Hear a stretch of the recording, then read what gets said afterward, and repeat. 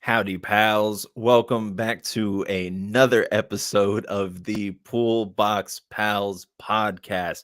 My name is Monk, also known as Monk, and with me for the third time, I believe this is your third time. Think so, yes. Third. Yeah, it's good old Andy Header. Hello. Welcome. Back on the show for the third or fourth time. I think it's the third. I mean, I wouldn't be surprised. It might be the fourth. I don't. Didn't we do one of you, me, Mad, and then all of us? Yes. I think.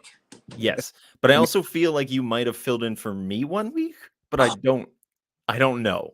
I should have looked into this. I did have the intention of looking at like our feed and just seeing how many times you're mentioned in there. But I mean, yeah, you're definitely our most returning guest, which awesome. I think, yeah. So before we went live, I noticed that you had some comics over there in the corner of your desk. And yeah, I thought that was so cool. You want to explain to everybody at home what you explained to me? Yeah, I'll try to angle the camera. So I bought at a local bid board auction antique desk, roll top desk from probably like 1920 or 30. And I'm just going to swing it around here. That's dope. Yeah, it's really nice. And I had to clean up everything, but it's like real old fashioned. Like it has the things to pull out to like write checks. And it has like all little, or write your memoirs, whatever. Yeah. Little compartments. And then like I can like push this up and down, it'd be really loud, so I don't want to do it. But on the side, old file holder thingies where they would like, put their bills and stuff. So like, why not put two comic books in there? So we got Duke and then an old G.I. Joe Transformers, which we'll get to later on. And I have a little... Right. A little what? Sorry, you broke up. From Ninja Turtles, Krang. The Krang? Oh my goodness. I thought that's what that was. Oh, look at him. He's definitely a little brain inside of a little... Man, I like that a lot. Yeah, good job on that one, bud. Thank you. $30 well spent. Oh my goodness. Like wood and stuff. It's kind of smelled, and it did come from a church. And I found papers in the church that I forget. It was from Orrigsburg, Pennsylvania, and it was from 1988 that the paper was put in the desk and still there. Wow. Yeah. There's a church outside of Orrigsburg, the Red Church. This is, I'm sure this is what everybody tunes in to hear about the local churches. But apparently there's the Red Church along 61. Yeah. Apparently, one more time. There's a Harley Davidson like right behind. Yep. Apparently in that church there's a written history of my family, but it's only in German. Oh, wow. Yeah. My fiance found that because she's all into like genealogies and all that stuff. And yeah, she found that, but I don't speak German, but I guess I could just use Google Translate and figure out my history. If there's such a thing as an app where you like take a picture and then it can translate the language, I don't know. They do. Yeah, you can do that just through Google Translate now, which is insane. It is. That's great. We got a shout out to your desk from last week's guest. It says that desk is Tom or TC Pescatone, whose name I spelled wrong in our original thumbnail. But he says that desk is awesome. Also, intro song is such a brainworm. More local church content. There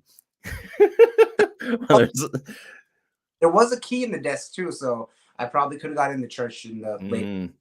Maybe we came from the same church, and I could have sent you in there to get my history.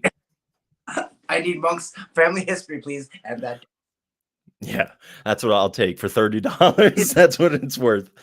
Oh man. Well, hey, do we want to stop beating around the bush and dive into the comics we got this week? Sure. store, yes, You because you I made it to my store and you made it to my store because we go to the same store. Yep. And it's always nice to I mean, we don't really see each other much down there anymore, which is a shame because I go earlier now because I just go straight after work.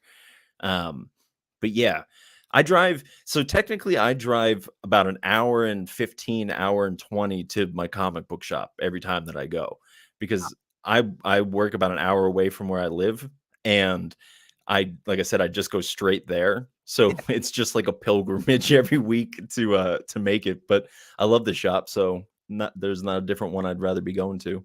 Yeah, and plus, then you don't have to go far to go home. Right. That's true. I only have to go I really don't live that far, you know. I mean, you live about the same Yeah, distance away. maybe added 2 minutes from my commute to the Right. Yeah. or yeah to the comic shop. I mean, I don't have to go far because I work in town, Right. so 10, 15 minutes much better than the hour I used to drive years ago, which old. Oh, yeah, that's right. Yeah. The hour Well, yeah. back. Oh, yeah, I wouldn't want to do that at all. But I mean, comics are worth it, probably. Yeah, and sometimes if you don't want to get mail to your house, you want that experience of going to the store and looking at the shelves, which we all do, and then talking to Mhm. people. You you have to go. You can't you can't get that mail order or Right. digital. Yeah, and I think I think that's always been one of the things that I've one of the reasons that I never got into ordering comics online or even reading them digitally as much because I really do love the ritual of going to the comic shop, talking with our comic book guy, and just having seen what he's suggesting, what he's been reading, and then running into fine folks like yourself. You know. Yeah, yeah, I love that experience. And there's always two losers in the corner talking about something, be it Star Wars, Hmm. comics, I, Magic the and I don't know. I love that atmosphere. And then hey, someone's talking over here about some book that maybe you don't know about. And now you do. Right. Yeah. I will say, and I've said this on the podcast before, and maybe even when we've talked in the past, but I always feel like the lamest nerd when at the our comic book shop because there is a lot of people who are into like magic and like, other more extensive board games and all that stuff. And then I'm just like, I'm just here to look at the comics. And they're like, it's like their baseline drug. They're like, you know, full blown addicts into this weird world, and I'm just like, I'm just getting the comics. That's it for me. Yeah, just a comic, please. I Yeah. don't or $40 miniatures. Right. Right. Yeah. Sometimes, Or like, like I oh, see judge the people. I'm like, wow, these guys are losers. I'm like, look what I have in my hands. Like right. Yeah. Yeah. I mean, at least like they're like kind of building towards things, and not that like comics aren't, but like I feel like their world's a lot more like expansive and connected than like me just being like, I'm just reading these little pamphlets, you know? I'm reading the self-contained story to myself. Right, right. Yeah, instead of having an inner women story between me and like a bunch of my friends and all that stuff. But yeah, why don't you show us what you got? Okay, I didn't have a large week. Last week I had a small week too. So this week was double last week because last week I only had two. So I got Oh geez. so I'll start off with Chainsaw Man. I do get some manga. I've been into manga the past year, Right. and Chainsaw Man is one of my favorites. So this is volume 14. I'm trying to, Oh yeah. yeah, pick that up. Birds of Prey, number 5. Nice. DC, my only DC comic, my only Marvel comic, one of my favorites, She-Hulk, right Yep. there. Issue Nice. 12, 12, you say? 5 as well. Oh, 5 as well. That's okay. That's where I got 12. That's all right. And I got Gunslinger Spawn, or just Gunslinger 28. So Nice. the very 90s actiony Spawn book. And then two that I picked up that I wasn't getting at all. Well, one is brand new, and this is Power Rangers: The Return, and it's actually written by the Pink Ranger herself, the first one, Amy Jo Johnson. Oh, I didn't know that it was written by her. I saw that was coming out, and I have a friend who's I don't know if you know him, Alan. He owns the bike shop in town. Oh, If I seen them, yeah. Yeah, but he's super into the Power Rangers, and I was thinking about picking that up for him. And now that I know it's by, I might just wait for the trade. But I think he would really appreciate that. That's pretty dope. Yeah, I paged through it. Like the art looks good, and the art they actually look like the original Power Rangers, which I'm only familiar with the original ones. Like I'm not a huge Power Rangers fan by any means, Hmm. but I was like, yeah, I'll give it a shot. I'll try it because the Power Rangers Turtle crossover was really good. I really loved the Power Rangers and Godzilla crossover. I think that I'm gonna wanna go back to that because I've been really getting into Godzilla the past couple months, and I feel like when I read that comic, I was kind of I at that time would have been more of a fan of the Power Rangers, and I'm talking very low fandom here for both of these things, but now have really kind of come on the upswing for, Godzilla. I don't know if you saw Godzilla -1, Oh, but I heard it's really good. it's a fantastic film. It's yeah, it's phenomenal. I don't we don't have to waste time talking about that, but I would recommend everybody and their mother go see it. It's so good. I want to see it, and I heard they're releasing a all black and white version now or Yeah, something. that's the one that I saw. And unfortunately, I think it's out of theaters now, so Oh, you just have to wait. But honestly, if you like have an option, get it in black and white. It added so much to it because it's set in the 40s, and I didn't know that. So like the whole time, you just feel like you're watching this old timey Godzilla movie. It's so cool. that's pretty cool, and he looks great. Like just this, Hmm. Godzilla looks awesome. Yeah. Then I All got right, one last book. let's hear it. Kind of on monsters. Return of the Thundercats, and I got the shiny cover, so it's probably hard to see here. Yeah, I can Well, see. yeah, That's pretty sweet though. I when you told me that you had read that, I had no idea that that was even out. What publisher does that? I believe Dynamite. Yes, Dynamite. Dynamite. Okay. On a very Dynamite move. Can you guess how many variant covers there is for Thundercats issue #1? Oh, 16? More. Wait, Yeah. there is 4 pages in the back of variant covers. So there, Like yes, like there's like just like pictures, not like open it here. oh my goodness, that's insanity. Like Vampirilla, Red Sonja, stuff like that. They'll have like 20 different variants for like issue 3, which makes no sense. This is Yeah, also one, so they're kind of going all out. And I guess they're sure. hoping, Oh yeah, also a Space Ghost comic is coming, which I'm very interested in. Oh, I'm interested in that too. Oh, that's really cool. Yeah, it looks like it's serious. There's really no info other than the Ghost Rises. David Pepose is writing, and Jonathan Lau is doing the art. I'm not familiar, Okay. but here is pages 1 and 2 Oh of my gosh. variant covers for Thundercats, and then we'll turn the page again, and here is pages 3 and 4. Okay, so there's 25 on a page, it looks like, Yes, and so 100. yes. So But that's wait, this one has oh, but that one has more. So over 100. That's insanity. there's one more page. So that's wild. There's like 130 or 150 variants. There's no need for that. Like I No. don't. If it's Stanley comes back from the grave and writes, no, like Right, yeah. Well, yeah, because, like, I that seems like it's more trouble than it's worth because you have to commission each artist to do it, and then, are you making is it financially like, if you're paying 100 let's chalk it down to 50. Even if, like, everybody did 2, you still have to pay 50 artists and then hope that that covers, paying for the actual comic itself. yeah, and like now this variant was $10 because it's shiny, Okay, and our shop had 3 different shiny covers. This is the main cover, just shiny, where they're all running. Like that's the one I wanted, but I'm like, I'll get the shiny one. But right. like, there's the blank. There's one that's just the symbol. There's one that's just the symbol shiny. Then there's like the symbol but with no logo. I'm like, this is overkill. Yeah, that's insanity. Insanity, however you say that word. Apparently, I don't know how to say it. But you want to see what I got? Sure, I'd love to. All righty. I'm going to start off with this bad boy. This was one of my favorite comics from last year. Grit and Gears is doing War Between the Dames. I have no idea what this is about. I have no idea that it was even coming out, but I really enjoy this. I'm so happy that if it is just this is a one shot special.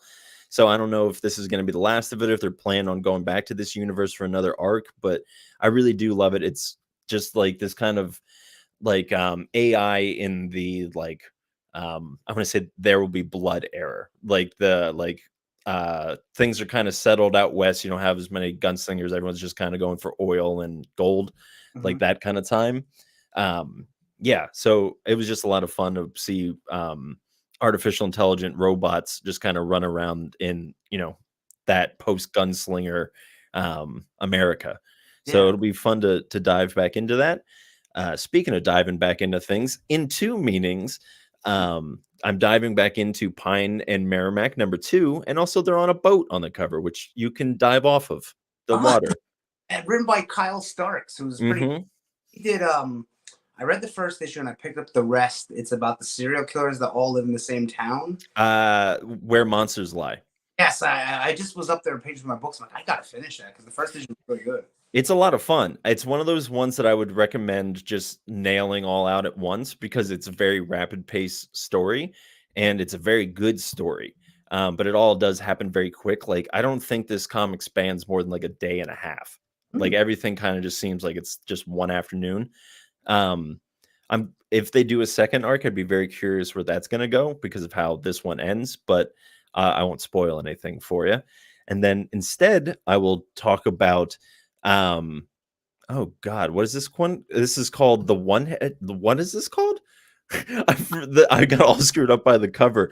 I Um I've seen that the and One Hand. The One Hand. That's what it is by Ram V. Okay, it does say that on it, but I wasn't sure if I was reading it right.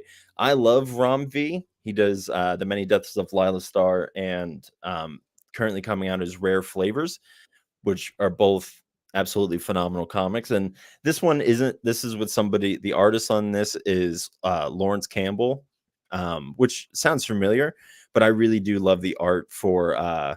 This is like very like Mike DeDeo Jr. inspired. It's like it's oh all very dark yeah. and yeah.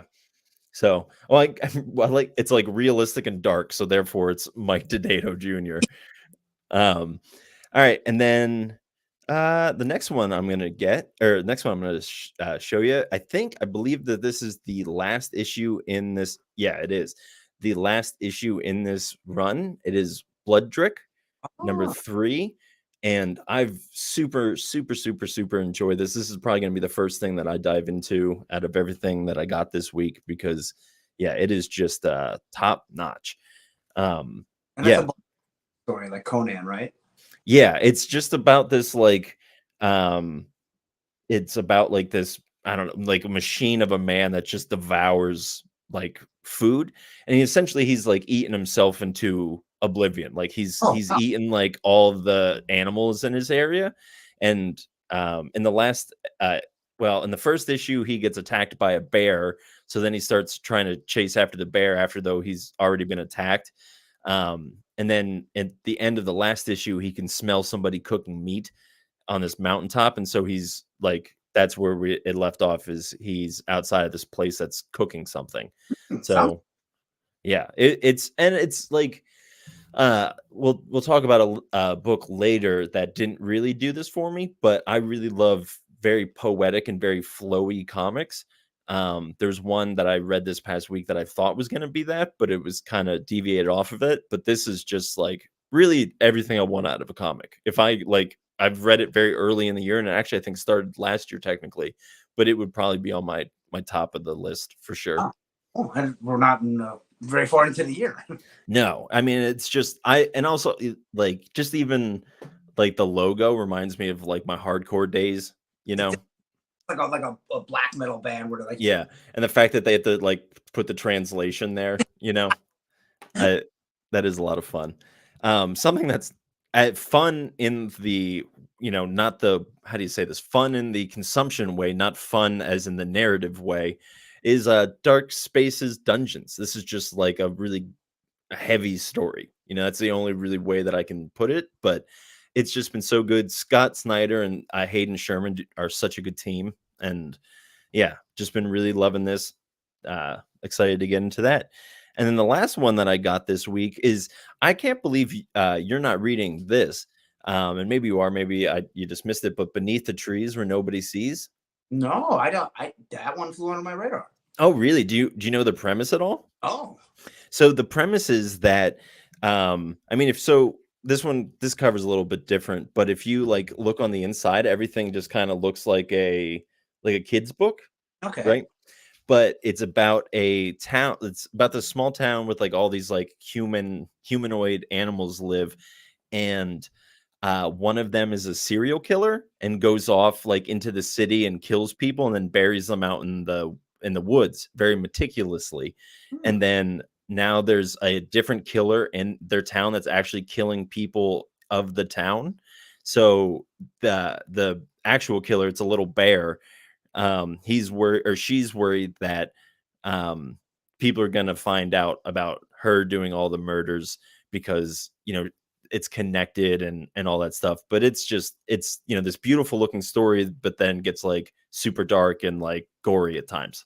Oh, I'll have to check that out. I didn't even see that on the shelf there, so I don't know if it's one that only gets a few copies and that's the Yeah, end. I'm it might be because I think he was also under the impression that it was just more of a kiddie thing and then probably I'll didn't get a whole lot. But I mean, even if you just wait for the trade paperback, it's one that you definitely are gonna want to read. It's so good.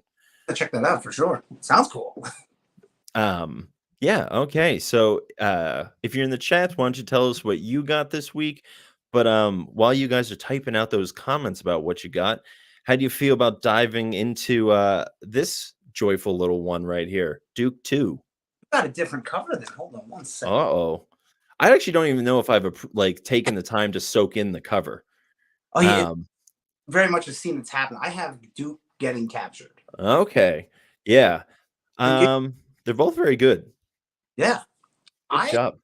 I like where this is going. Spoilers for a comic that came out last week, but Mhm. I like how Duke is like the conspiracy theorist. Like, I seen a talking robot. No, you didn't. You're going to jail. It's like Mhm. saying Yeah, you're it's a very interesting twist. So, I guess we'll talk about this like in relationship to the Transformers universe. I have them all. I came prepared. Transformers. Oh, If you're not that's a Transformer, beautiful cover. thank you. This is the first issue, written and drawn by Daniel Warren Johnson, who did Do a Power Bomb. Mhm. Book is so good, and I Mhm. recommend it to everybody. And it's only at issue 4, and it is the start. Well, it's not the start, but Void Rivals was the start of the Energon shared universe, which is GI Joe and Transformers coming together. So there was one before this? Or Yeah, it was like a Robert Kirkman book he was writing called Void Rivals. okay. I that sounds familiar to me. I'm gonna look it up real quick. Yeah, and in that book they find Jetfire, which is the big old jet from Transformer Autobot, Okay. and then that leads into Transformers. But I mean, you could pick up Transformers 1 and not have to read Void Rivals. I did skip Void Rivals. I didn't even know it existed. It looks familiar to me that now that I'm looking at it, but like some of these covers, I could definitely like see how I wouldn't think that it was a Transformers related at all. Looks more like kind of like a thriller horror space book. Yeah, and I could see how my brain would just kind of be like, I've read a lot of horror thrillers, comic space Yeah, books, you know. sure. Um, And but then yeah, now I might have to print that up. The first trade paperbacks either out or coming soon. I believe so. Might be out because I think that's on like Uh, Comes out it says pre-order on Walmart, so I don't know if that's, anything to go by, but yeah, 6-issue run, I don't yeah, I'm gonna definitely be picking that up because, yeah, I mean, like, I agree with you, this Transformers is so good, mhm. That's and like the easiest and best way to say it. Like, mhm, obviously the 80s cartoons are all like they told the story, but it was more like also like you'd learn a lesson on like how to be nice to your neighbors yeah, or that's always what GI Joe and He Man and everything would do. But this mhm, is more gritty, but without like overly cursing and lots of violence. I mean, there's lots of violence and people get squished and die, but right, it's but it's not like, how do you say that, like, doing things to be edgy, it's just like, yeah, this is what would happen if this world was real, you know? There'd be a lot of collateral damage. It would be and, like, I think one thing that I really like about this okay, so now people at home might be wondering, I said let's talk about Duke 2 and now we're talking about the Transformers. So the reason that we're doing that is because the Transformers set up this, I mean, again, Void Rivals apparently came first, but the Transformers in I think issue 2 or 3, Duke is like commissioned to take down, he's fighter jet pilot and he's sent to take down one of the Transformers. His his other the other pilot that he was flying with in a different plane, he died, and then Duke was able to escape by just ejecting himself. But then, like he got a full shot of this Transformers, and the government's really trying to put a cap on it and make sure that people don't know. yeah. And then that's where Duke comes in, that's why he's in this conspiracy theorist world of being like, no, I know they're out there. I saw them. The government isn't telling people about this. We need to, whatever. Yeah, so it's kind of taking a more real world approach if someone did Hmm. alien, because the Transformers are aliens, and Right. to Starscream, he actually gets the hit off the bazooka onto Starscream, and then he gets away. And Right. yeah, so that's why they want to kind of blacklist Duke, and he's out of the GI Joes, which they haven't gotten to yet. What the organization the Joes are called yet? It's just Hmm. army guy, but now he's like blacklisted and he's out. So yeah, Duke's on the run, and then issue 2 here he runs into Clutch, which is like the mechanic GI Joe guy. Yeah. He runs into him, and then he's like, I haven't seen you in years and whatever. And then Right. that kind of where then he gets attacked by 2 other Joes. That Hawk, who is like Commander Hawk of this unknown GI Joe, unknown Mhm. uh, military operation, and he says Right. rock and roll. And let me see if I get that. Stalker was their guy's name. I'm not a big GI Joe fan. I mean, I watched the cartoon when I was a kid, and here and there. The last comic I read, I checked, was 2006. Oh, wow. And oh yeah, I pulled this one too because GI Joe and Transformers is not the first time they've been together. Right. I mean, they're cool worlds to bring together. Mhm. I guess they're probably both owned by Hasbro or something Yeah, like that. Right. Um, but I did I what did I wa- oh what I wanted to go back to the Transformers and say was that this it the Transformers seem like I feel like okay, let's do this. Let's get my thoughts on this. So it feels like through the art and just kind of the way that they move that they're like uncomfortable and don't fit. Like they're just like they're clearly extraterrestrial. They're not of this earth because they just look out of place and like getting around everything is kind of looks like it's like what the hell are these trees, you know? they don't seem to understand like Earth and like squishy things that they call it. Like when the first Hmm. Optimus, he comes out and he steps on a deer and kills it, and it's Mm, not to he kills his deer, but like to show like he doesn't understand like oh it's not metal, so like right. that world because the Cybertron is all metal and everything like that. So it's like, oh, this life is different. But Optimus Prime, he's like sentient. What is this thing? Sentient life is or whatever. Sentient life is the right of all beings or whatever. Right. All the good, Something. it obviously hurts him that he kills this deer and he tries to like bring it back, but they can't. So that's Yeah. I learned that lesson like how this world works. And that's definitely like such a Daniel Warren Johnson thing of like being able to show like the gentleness and brutality of just being like this thing is just so big like and this just happened. Like I it's like it's such a humanizing thing to just see Optimus being like, "Oh, I didn't mean like just that I think we can all have like we all can relate to those moments where we're like, "Oh, I didn't mean to do this thing and I really screwed up," Yeah, you know? And I like in that moment for him to just be able to sit there and like honestly like that for me like really helps me believe like his altruism throughout like the rest of the comic where he's like no even if I die we're saving this planet like and I think he even says like we brought the war here so like it's on us to protect these people who we have inadvertently put in harm's way you know yeah, but and yeah, and it's the first time like there's been many Transformers cartoons. I've never seen like the realism of like taking a life unknowingly and like, oh wow, yeah, that would be because like if I was a giant robot and I step would know. I think he even yeah says picks it up and shows it to Ratchet and goes, "Can we fix it?" And he's like, "No." Like, yeah a yeah and it's like and it's I I think my only critique of it would be that I worry that it's just too tragic because I like a dad dies and then a kid gets shot and like and all within like 2 issues of each other and a deer gets stepped on, which again is just heartbreaking. But I would imagine that he'll like rally and be able to like bring everything back together and like have the troops like come. This feels like it's going to be going on for a while. you would think because this is like the very base. Like this is like the Transformers just came to Earth and GI Joe is Mm, established, but not really. And then like, but Cobra's kind of doing their own thing because obviously Cobra Commander one's out. So like right. the guys are around, but like the Autobots and Decepticons are just starting to pop up like on Earth. Right. I I would say that I'm enjoying okay, so there's 4 issues of Transformers out and there's only been 2 of Duke.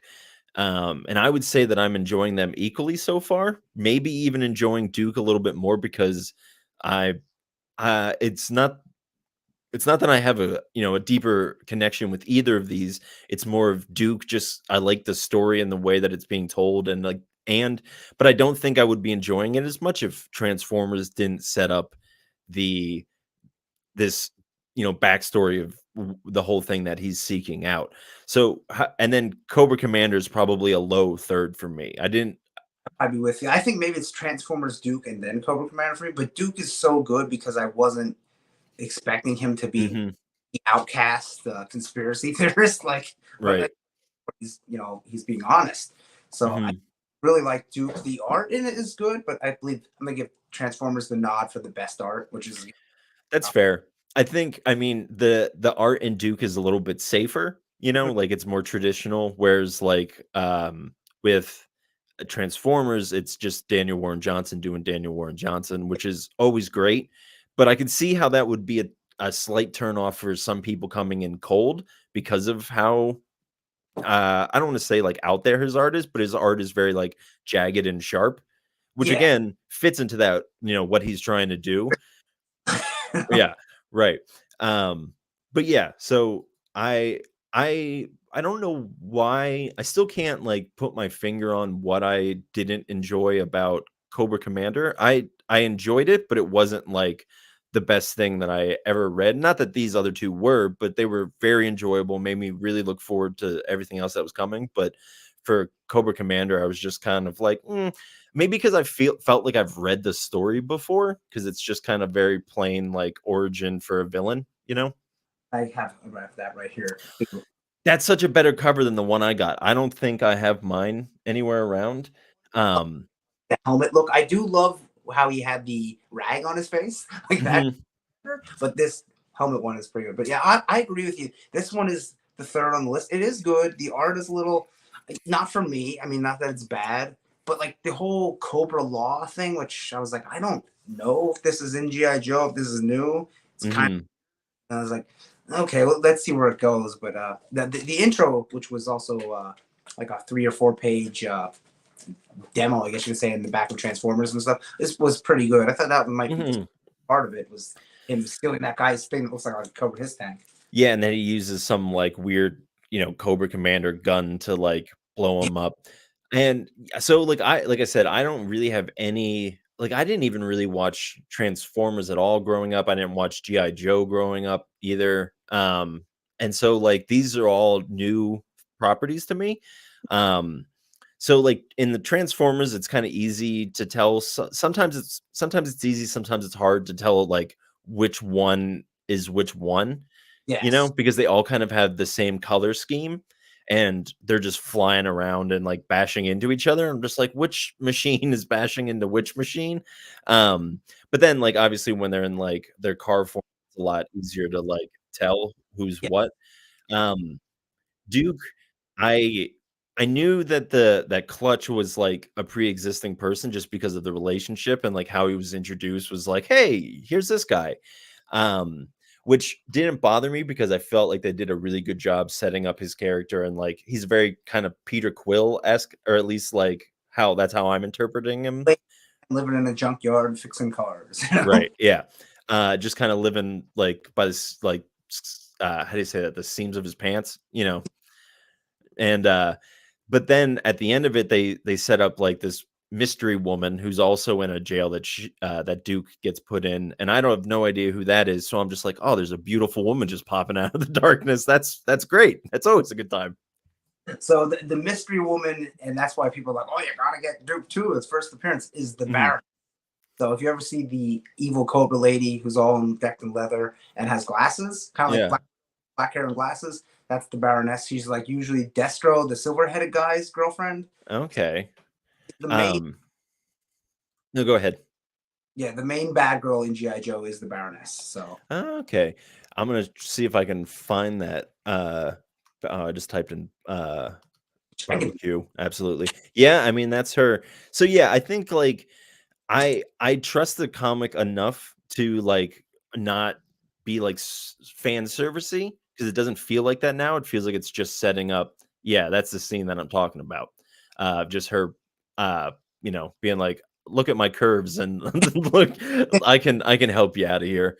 But There's plenty in this channel. yeah, just like, oh, we're supposed to be in different jails, but it's the future. We can be progressive and put everybody in the same jail. um, but yeah, I mean, I've been enjoying it. I don't know. I think I think I do.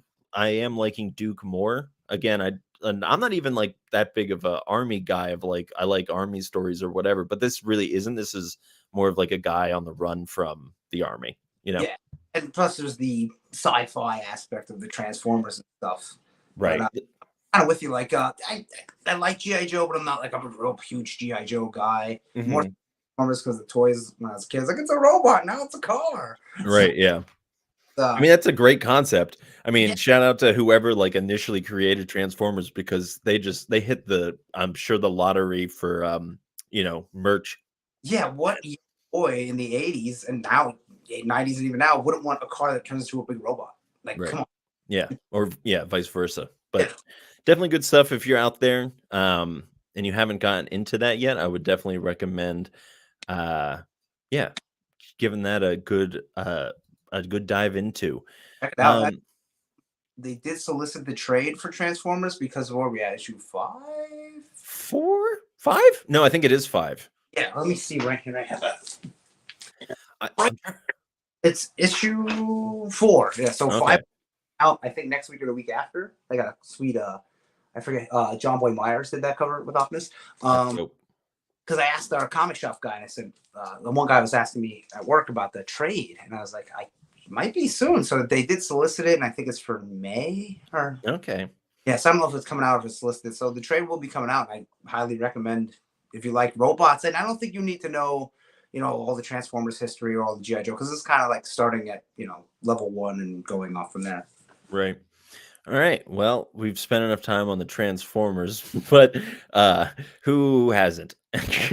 Anyways, do you want to dive into the Incredible Hulk? Yes. So this is from last week, Incredible Hulk number 8. And if anyone hasn't been reading Incredible Hulk, this run is a very horror themed run where like the Hulk versus kind of monsters, kind of like the flavor of the week, like Monster of the Week. Right. This guy I often get confused with Daniel Warren Johnson. This is Philip Kennedy Johnson, I believe. Okay. There you go. And I often it's 3 names and I get their names mixed up. Let me just make sure I don't get his name wrong here as I page through this here. Yeah, Philip Kennedy Johnson. He also writes and does a lot of the art too, but Nick Klein does some more art. And like in this, there is I forget her name. It's like a kind of like an ancient like mother thing that's trying to get to the Hulk to resurrect the mother of horrors that's going to Oh, bring back jeez. all these monsters and basically destroy the world. So it's kind of like Hulk and Bruce. Bruce is on the run from all the Hulk nonsense and everything, Mhm. and then he finds this girl who's also like she has like a scar on her face, but she's like she doesn't fit in anywhere, so she wants to run with the Hulk because she fits in with the Hulk because the Hulk and Bruce are both different consciences and the Hulk can talk and everything. But the art in this is really cool, and one of the cool things I don't think there's any of that like Ghost Riders in this episode or issue here. Nice. It's When kind he of somebody in the sidecar. That's fun too. yeah girl Charlie her name is like Oh, when right. Hulk transforms, it's very gruesome. Like if you could see Bruce Ooh. inside Hulk there. Yeah, And that's dope. and Being able to see Bruce Banner on the inside, that's really cool. ideas of the transformations are like totally. It's not like my shirt rips and then I get jacked. It's Yeah, like he'll start like doing it and then he'll rip off his mouth and like the Hulk will climb out of Bruce's mouth or like the one his eyes explode. And so it's always very gruesome and gory transformations. that's awesome. And that's like I've never seen this. Like this is so cool. Now And who's doing that? Philip Oh, Kennedy that's right. Yeah. Johnson, Nick Klein is doing art, but I believe Nick Johnson does some art as well. But it is just it's really like it's kind of gory thing. Like here's one of the monsters he fights here, like Oh, geez. and Yeah, that that's spooky. devil that's based off of. There's a whole write up in the back too. The War Devil is based off of an African mythology, like this evil god. Yeah. That, so it's basically it's trying to chase Hulk down. It's not a, like a obviously there's not a whole lot of words in it and everything, but they're trying to get the Hulk to use him to bring about the end of the world by bringing a ton of monsters, and it's gory, but not like it's mainly the Hulk transforming that is the gory parts. But it's only at issue 8, and like I picked it up at 1, and I've been on it. It's a fun read, it's a fast read, and I highly recommend the Incredible Hulk. Wow. That's awesome. I like I can't remember what it was now, and so this comment is going to seem very vague, but there was something that I was reading that is like, it was like a very standard like I can't remember what it was, but let's say zombies. I think it was zombies, but just being able to see how like people are doing new things with those like old tropes instead of just being like, let's instead of like you said, just having him rip through his shirt, let's do something weird. You know, we're in a weird world, so like, why does he have to only do it this way? And So it is very refreshing. Like when you see that scene for the first time, him ripping open his mouth and the Hulk coming out of his mouth, like that's yeah, insane. It's like, wow, how is it like what 60, 70 years of the Hulk and no one's ever thought of this? Like, right, yeah. Or if they did, you know, like people don't remember, you know, yeah. right. So it's totally fine to do something new. That's yeah, that's awesome. You mind if I get into one that I finished up this week? Or, well, I guess I finished this up last week. But this has been a comic that I've been enjoying since the get-go, since day one. It is Banshees. Number 5 is what I read. But yeah, the whole series itself has been very good. I'll fill you in for those of you at home that aren't aware of what this has been about. But there's a school. There's some new girls going into, I believe, a university. And in the past, I think like 20, 30 years ago, something like that, there was some girls who were murdered there, and their murder was never really solved. And or if I can't remember if it was or not, if they put the wrong person in jail. I don't think that they did, but they yeah, it was. So how do you say this? One of the main girl is like walking along one day, and then she gets spooked by some like ghost, and they look like very terrifying to her. They just look like banshees. That's how what they would be. But and this is a little bit of a spoiler, but I think that it's very important to the rest of the comic, and it is one of the reasons that I stayed on it and really loved it, is that the main girl dies in the second issue. So then she gets to meet these the girls who were murdered there before, and those are like the banshees that were appearing to them, there's spirits that were left behind, but now because she's crossed over, or at least she's in this limbo state, she can see them as they are, their true spirits, not as like the human eyes interpret them. And so then it just goes on to this like case of like, we have to solve our murders and we can do this together. And yeah, it was just such a good, enjoyable read. I love a good twist, or I love when, I mean, when you just killed the protagonist and like at the end she doesn't resurrect. And that's not a spoiler or anything, but I just think, I mean, it's a little bit of a spoiler, but like it it didn't worsen the story for me that she's like, oh, she didn't come back. It's like, well, no, that's not what the story was about, and people don't come back in real life. So yeah, it was just a great comic from the get-go from this. So the story is by David Dwanch and Jessica Balboni. Yeah, art is by Riccardo Fascini. The colorist is Dam. Letterer is Dave Dwanch as well. So yeah. One more time. What number issue is that? That was number 5. Oh, okay. Right. So that wrapped it up. But yeah, it's from Scout Comics. It didn't come out like consistently every month, but man, I was just always so stoked when I saw it on the shelf, because I just really loved it. And it was, yeah, it just delivered. So super happy that I got a chance to read that. Yeah. Yeah. What else you got for us, bud? Well, my pull list last week was only 3 books. King Spawn was the other one, but I'm behind on that, so I didn't read it. But I talk about what came out today, or Transformers. Another 80s franchise. Right. Trying to do something. Thundercats #1. It came out today. I read it today. I'm again not the biggest Thundercats fan. I was more He-Man Ninja Turtle guy, but Mhm. Thundercats are cool, and I was like, let's give it a shot. Um, For some reason, I think Mad really likes Thundercats, or at least I have memories of us when we were in college together of him quoting Thundercats or something like that. I don't oh, know if he's listened to, yeah. Or maybe I'm just having some weird crossovers in my brain. But Matt, if you're in the comments or if you're listening, I guess I didn't even really say he's got some stuff going on. He's taking the week off and he's filling in. But don't worry. yeah. So I'm sorry about all that. Continue, please. So Thundercats again, not you don't have to know previous knowledge of the Thundercats. I knew Lionel, I knew the bad guys, Mumra and Chitara because of the hot cosplays. But Mm. this is at a basement level. Thundercats are coming to Earth, but not Earth. They call it the third Earth, so it's not like our Earth; it's another Earth, and Okay. trying to like establish because their planet Thundara. I could be wrong. There's probably some big Thundercats fans like that's wrong. Right. Yeah. Planet gets destroyed, they come to Earth and they're trying to set up a new world basically. And there's 4 of them, and then but the one guy that's not in it is I don't know if you remember this guy I'm trying to show here in the corner, Snarf. Yes, yes, I remember Snarf. Snarf. Snarf, Snarf. He's on the cover, but spoiler, he's not in the comic. And I was like, well, I guess they'll get to him. Yeah. At least, I mean, at least they're putting him out there. They're not trying to hide Snarf's existence. Because every 80s like cartoon had that goofy, wacky character, Orko, and then She-Ra had like an elephant with big ears or something. Right. But it was a good. It just kind of it's a quick read, and it's just them coming to Earth, and you find out that Lionel was supposed to be a boy, but something happened to his pod during the space travel where he aged, kind of like Supergirl and Superman. How like Supergirl got there after Superman, but she aged. Right. So it's sort of like that, and then kind of shows the big bad guy coming, but that's about it. And then something happens to the Sword of Omens, which is the classic Thundercat sword with the eye on it, with the cat eye. So Mhm. it's just I liked it. I'm gonna check it out. At least issue 2. I might stick with it. But for the first issue, it was pretty good, and I liked it. So why not? Nice.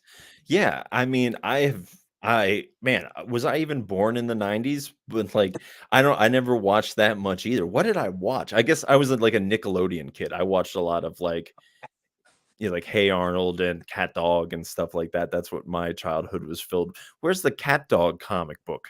Yeah, we need it probably coming. Given their 10 years, They'll do a live action like CGI one where it's just this bastard animal running around. it's like, oh, We live in hell. What? Yeah, do you mind if I move on to another comic? So I picked up this one because I always like to take a chance with like number ones that look interesting to me, which is again another vague statement. But this cover alone, I think was worth the price of admission. It's Crashdown #1. I picked this up last week. I am a huge sucker for both space stuff and also deep sea stuff. So this was like super appealing to me, just again on the cover alone.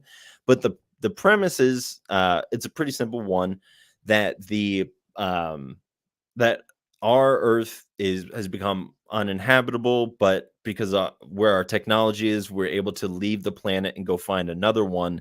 And they find another Earth-like planet that um, you know thousands of light years away. So they have to go into like a like a uh, how do you say this? I'm like just being frozen, whatever that is. Um, cryogenic state or Thank whatever. you. Yeah, cryogenic is the word that I was looking for. Instead, I just said Frozen, the movie. Um, Oh, yeah, but yeah, so in the trip, some of the people that were like frozen for the to be a part of the team to like go and explore this planet, they wake up and or not they age inside of it, which they weren't supposed to do, but that there's some sort of mishap and that some of them get older, some of them are stay the same age. But the art is very interesting to me. It's just so it's done on like a black page, and then everything is kind of like outlined in white. Not I huh. won't say everything, but a lot of the details are in white. And I feel like that's just it looks very like neon-y, even though it's not neon itself. It's just the way that it works like that. Yeah, Um, I will say that like the writing wasn't the best thing in the world because there was a lot of like just again, I'm a really big fan of like when you can explain the situation through either contextual clues or through narratives instead of like just being like this is the what happened, like in like a little side bubble. And again, like I can't write to save my life, so I don't want to sound like I'm criticizing these guys because it is just a pretty indie comic from What Now Publishing and Massive Publishing. But yeah, I mean, I enjoyed it. And so it's about this team going down and being some of the first to explore this new planet. And when they go down, they get attacked by this giant sea creature. hmm. And I just saw the cover for issue number 2, and I would imagine that that's going to be, yeah, it's on the cover. It's looking like it's on the cover for like a bunch of these. So yeah, so issue number 2 looks like it's also going to have a sea got like yeah, so I'm excited. I guess that's gonna be like, the big thing is them trying to fight this kraken or whatever it is on this foreign planet. So I'll keep going. I'll probably give it one more read. Yeah, I mean, like issue number 2, and if it doesn't kind of keep sticking with me, then I'm gonna probably just drop it. But I really like the idea. Not that it's not one that's super original, but it's just fun to see what people can do again, like with old kind of familiar tropes, right? That art style with the white outlines rather than the black outlines, that's pretty unique. I like that. It does Mhm. look cyberpunky kind of, even though it's not cyberpunk, but like that neon, like you said, Right. style. Right. Yeah, yeah, and again, like I really like I want this to be good so I can hang up this cover, you know? Because Yeah, it's such a good one. it is a cool cover. Yeah. It's also like kind of similar to this other comic. I don't really want to get into this one much. This is Moon Man, but they are like a little bit similar. Yeah, the guy in the air, like all wrapped up. Moon Man. Right. Yeah. Moon Man was really good. It's about a guy who he was on a like one of the first spaceships to go to the moon in like 40 years or something like that. Like this is set I think in the future, but he goes missing for like 7 minutes, and then he comes back and he has to get like put into like he's in like a holding cell for like a couple months, and then he finally gets let go, and it turns out that he has superpowers. Oh, So yeah, oh, so it's yeah, both of those were about equally as enjoyable reads. So I guess it's good that I had them next to each other in the pool pile. But anything else that you wanna shout out? just real quick, I want to Sure. talk. In this, I won't harp on too long. Spider Gwen Smash came out a couple weeks ago. This is issue 2. Okay. Pretty cool. Dazzler. Yes, it's a pretty cool premise in this. She's done doing her superhero. She's back in her dimension, and she just wants to go on tour with her band, the Mary Janes, and Mm, nothing wacky happened. And they actually get on tour with Dazzler, who's like the Taylor Swift of that world. And right. what do you know? What happens? A Hulk comes and destroys the concert. Oh no. So you find out that it's one of the guys in Dazzler's band, and someone's systematically trying to take out all of Dazzler's people. And Gotcha. what would you call it? The agent, the Like the tour manager or something yeah, like that? slash record agent person turned Sure.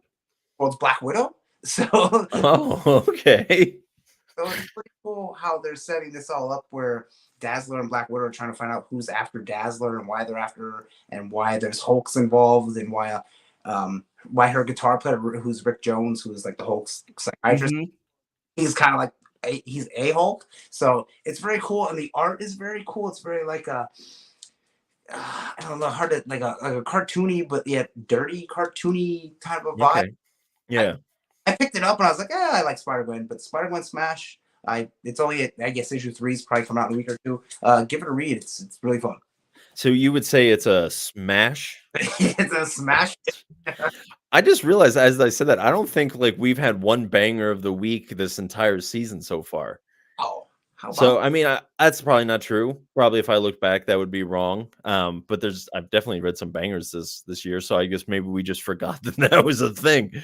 forgot to Um, the last one that I really want to shout out is I kind of mentioned this earlier. I read the trade paperback for Two Graves hmm, from Image Comics, and the It was the comic that I said earlier that I thought would be the one that was very poetic and, like, kind of flowed very well and told kind of like a more emotional tale. And it does, but it's I don't wanna say there's holes because that's not the right way to say it, but, like, it doesn't flow as well as it could, and it also kinda just meanders in, like, the same kinda pocket for a little bit. So the premise is, there's this girl. Well, I think the best way to describe it is to talk about how the first issue. So in the first issue, this girl is in a car with a guy and he's like taking her back to his place, and on the drive back she starts revealing that she knows that this guy killed somebody, and was like, "Listen, we're gonna, you know, you're gonna get punished for this." And then like a death shows up. It's not like death itself, but like a harbinger of death, like somebody to usher this person into the, like, they don't kill people, but they're there for when they die. And so this guy dies and they take him off, and then I when I first read this, I read issue 1 and 2, and so I thought that they were kind of going on like a revenge quest, or just kind of like going on this journey to like kind of take out a bunch of people. But it turned into more of them going on a cross country road trip and falling in love with each other, and Oh, then of like occasionally like avoiding some danger. And I the whole thing is very like trippy, but also because of that, you're like, I feel like I'm missing things. Like there'll be a lot of times where I'll pick like between an issue, and granted, I read the trade paperback, so this is all back, reading these back to back. But I'm like, How did they end up here? Is this the same place as they were before?" Like just trying to. It wasn't very clear in that way, and I feel like again, like towards issue 4 or 5, it really just started getting to, like, you were just saying the same things again, you yeah. know? Right, just kinda spinning in a circle. So, but I mean, I wouldn't say don't give it a chance, but if you're out there, like, because I did enjoy it overall, but it didn't hit as home for me as it could have, you know? Yeah. Yeah. Alright, buddy, well, you got anything else you wanna shout on out?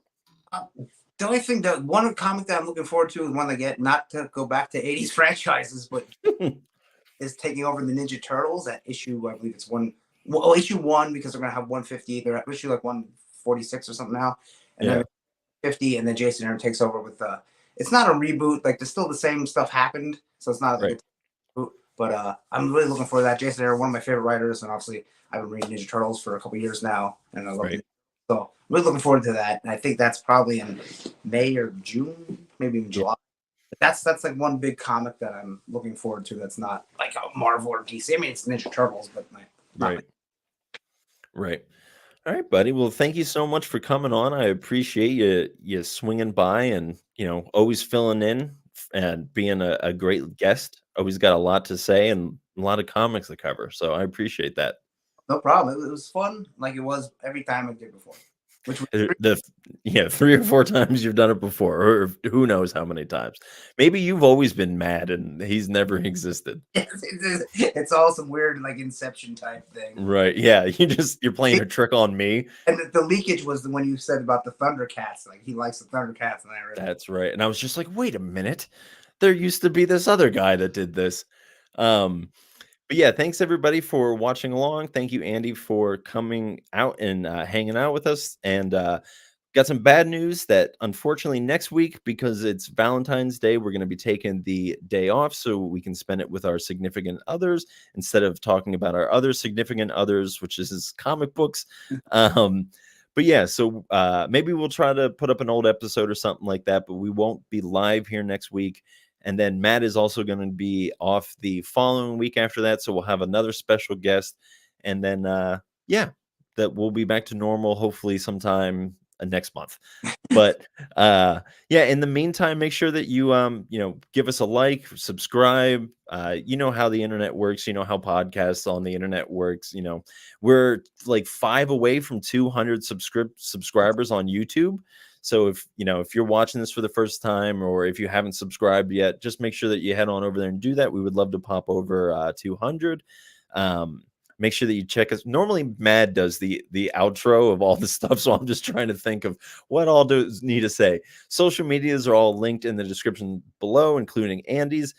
So if you want to give us a follow on Instagram, follow us on TikTok, on whatever, we're all at the Pullbox Pals on all social media platforms, besides like Thread and like some other things that are trying to take away from Twitter, which Yeah. is fine because we're not really on Twitter.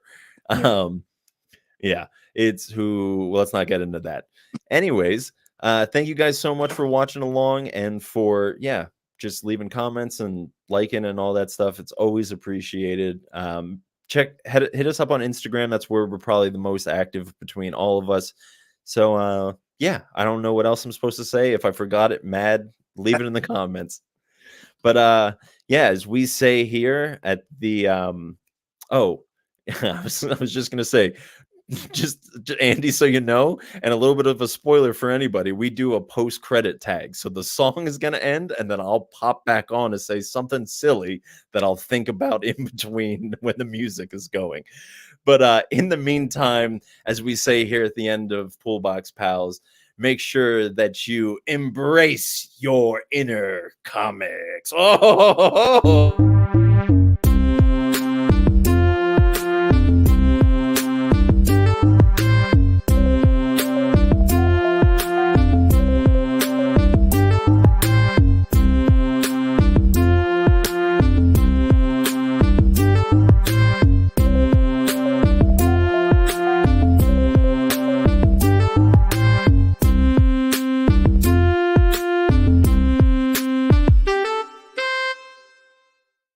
Schmarf, schmarf, schmarf, schmarf, schmarf.